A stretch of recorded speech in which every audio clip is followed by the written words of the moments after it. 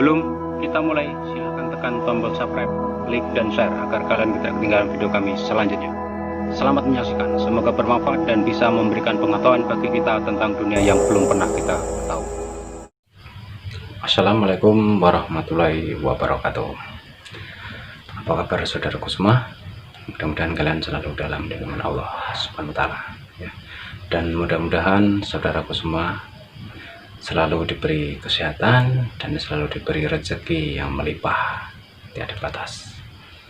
Oke, saudaraku semua, malam ini saya akan berbagi cerita, ya, agar nggak simpang siur. Kebetulan ada yang bertanya juga tentang cerita kisah mati suri. Kebetulan ini pernah menimpa pada diriku sendiri dan tidak dari orang lain apa yang sebenarnya dialami di saat kita mati suri.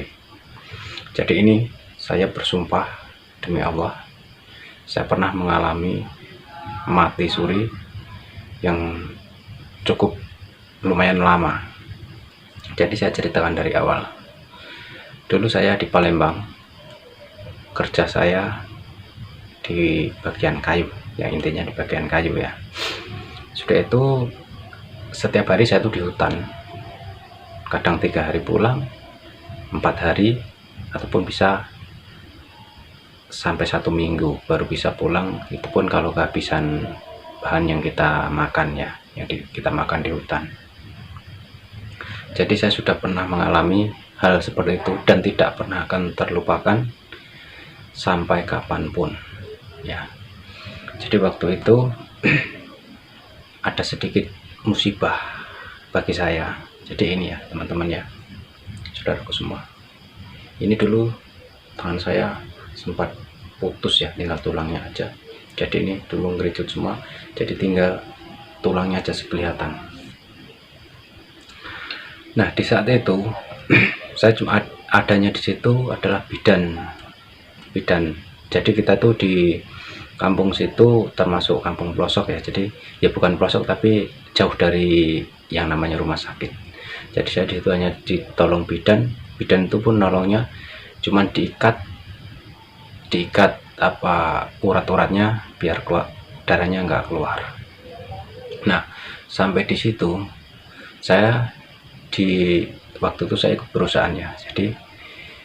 Jadi kerja saya cuman ambil langsung, antar langsung, seperti itulah kira-kira.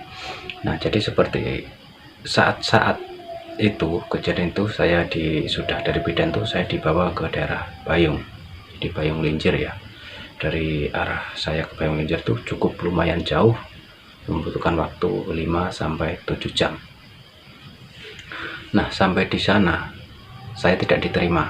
Jadi saya tidak diterima karena sudah kan waktu kita tuh 12 jam atau 24 jam, saya kurang paham juga. Di saat itu saya tidak diterima di situ karena keadaan saya sudah lemas, kehabisan darah. Nah, di situ memutuskan saya harus dibawa ke Jambi. Jadi selama saya berjalan ke Jambi, saya sudah masih ingat terus, saya sudah lemas dan pokoknya menggerakkan tangan pun saya sebenarnya sudah tidak bisa. Jadi saya dibawa ke Jambi. Di samping di perjalanan itu mungkin saya itu sudah tidak bernyawa lagi, tapi saya ingat semua apa yang dikatakan sebelah saya, bahkan orang yang kusayangi di sebelah saya. Jadi di saat itu saya mendengarkan suara apapun di situ, saya dengar semua. Bahkan sang dokter yang mengawal saya ke sana pun bilang kalau saya sudah nggak ada nyawanya, sudah tidak bernyawa lagi. Tapi begitu sepanjang perjalanan saya dalam keadaan itu, kuping saya masih bisa mendengar. Jadi apapun yang diucapkan semua orang di situ saya tahu semua. Tapi saya tidak bisa berbuat apa-apa, cuman saya bisa mendengar saja. Jadi jangan pernah kalian percaya dengan yang mati suri dalam cerita dari orang, tapi dari cerita saya sendiri yang mengalaminya. Jadi waktu itu perasaan saya, cuman perasaan loh ini ya, perasaan saya itu saya dipegang orang dua. Jadi orang itu besar-besar, lebih besar dari saya dipegang kiri, tangan kanan dan tangan kiri dipegang, jadi diginikan seperti tawanan, persis seperti tawanan. Nah begitu itu jalan, perasaanku jalan lama terus, kita itu melewati gurun, jadi pasir semua yang saya lihat itu perasaan. Nah di depan sana itu ada seperti pintu gerbang. Nah disitulah di waktu itu, tapi kuping saya masih, jadi sekitar sampai pintu gerbang itu masih sudah kelihatan. Dokter tuh bilang ini darah sudah nggak jalan lagi, udah nggak jalan, jadi dicabut. Sudah dicabut, saya pun masih terasa tangan saya ditaruh di atas dada. Jadi apa sih, iya saya ini sudah meninggal dalam pikiran saya tuh. Terus kenapa di waktu perjalanan saya itu terdengar suara orang yang ngomong di sana, terdengar semua, tapi saya tidak boleh menoleh. Perasaan orang itu yang ngomong di belakang saya, tapi saya tidak boleh menoleh orang yang menawan saya tadi. Saya cuma dipesani jangan menoleh, di depan sana lebih enak, lebih bagus. Jadi saya tidak boleh menoleh. Dan saat itu orang yang saya sani bilang, bangunlah, ingatlah anak kamu di rumah. Nah disitulah saya menoleh belakang.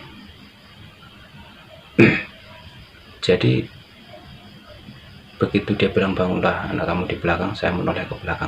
Disitulah mata saya terbuka dan menatap atas ambulan. Jadi atas ambulan. Tapi tidak lama di situ saya, mungkin kalau itu sudah saya terpingsan. Dokter juga heran lagi, detak jantung saya beranu lagi, dilanjutkanlah, darah tadi dimasukkan lagi, infus dimasukkan lagi. Itu saya masih terasa, dan saat itu saya langsung pingsan, gak sadar. Tapi sadar-sadar saya sudah di rumah sakit Kasih Ibu di daerah Jambi. Nah di Kasih Ibu Jambi itu pas malam tahun baru kalau nggak salah ya, tahun baru.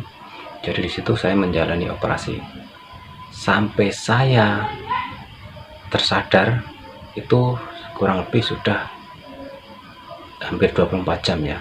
Jadi tangan saya ini nggak tahu mau diapakan, tapi yang jelas saya lihat, saya sadarnya mau masuk ruang operasi, saya lihat sudah biru semua. Jadi tulang saya itu sudah kelihatan dan biru semua. Tapi alhamdulillah dengan tangan saya normal, nggak ada anunya, cuman kadang ya agak nggak terasa, tapi normal, betul normal. Nah itulah ya teman-teman ya. Jadi perjalanan itu cukup singkat sebenarnya. Perasaan saya, kita ditawan, dibawa ke depan pintu gerbang, tapi kalau mungkin saja kalau saya sudah masuk pintu gerbang, mungkin saya sudah tidak ada di dunia lagi. Nah itu pengalaman kisah nyata saya teman-teman.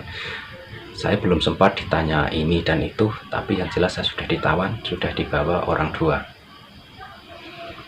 Nah jadi jangan penasaran terus ada yang bilang itu, padahal saya itu 2 jam lebih itu, 2 jam lebih itu kalau sudah 2 jam. Ada yang dulu saya pernah cerita dengan mati suri, baru 30 menit sudah ditanya ini itu dan sudah disiksa. Itu kalau menurut saya salah, karena saya itu sudah mengalaminya dan saya sendiri yang pernah menjalannya. Jadi saya tuh tahu benar persis apa yang saya alami. Jadi kalau kita sudah ditawan, menurut itu kan sebenarnya tidak boleh diceritakan ya, goib. Kalau kita cerita dengan ulama-ulama Habib, saya pernah konsultasi, tapi itu memang dia tidak mau menjawabnya karena itu termasuk goib. Kalau goib itu tidak boleh dijabarkan. Tapi saya sudah membaca sebagian arti-arti dari Alkitab. Segalaan itu kalau kita di waktu kita masuk ke liang kubur, 10 langkah dari liang kubur orang sudah meninggal, kita baru akan dimintai pertanggungjawaban selama di bumi. Nah itulah teman-teman ya. Jadi jangan pernah percaya sebelum mati suri itu terus bangunnya mendapat ini, dapat ini dan sebagainya. Itu jangan pernah percaya seperti itu, karena itu mungkin tidak pernah ada, tapi yang saya alami adalah seperti ini ya teman-teman. Itulah pengalaman saya, mudah-mudahan bermanfaat, mudah-mudahan bisa menambahkan ilmu kita dan ketakwaan kita kepada Tuhan Yang Maha Esa. Dan saya pun sudah berjanji juga, dalam hidup ini saya akan gunakan kesempatan ini sebaik-baiknya. Mudah-mudahan bermanfaat. Itu aja pengalaman yang saya ceritakan, adalah pengalaman saya sendiri. Wassalamualaikum warahmatullahi wabarakatuh.